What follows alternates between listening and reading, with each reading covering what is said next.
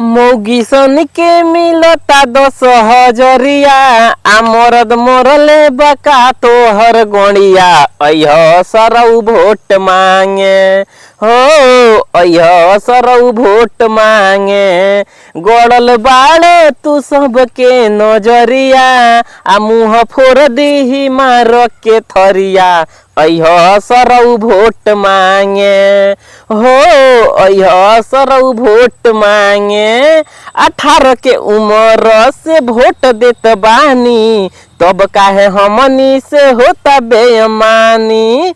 ए चाचा 18 के उम्र से वोट देत बानी तब काहे हमनी से होता बेईमानी।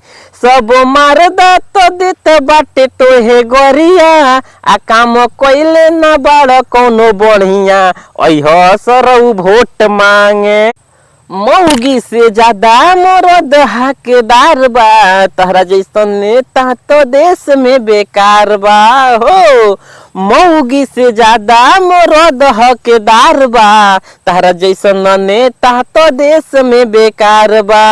आ पढ़लो पर ना लागल नौकरिया सब लड़ुमन के बिगाड़ देल त कदिरिया अह सरऊ भोट मांगे हो अह सरऊ भोट मांगे।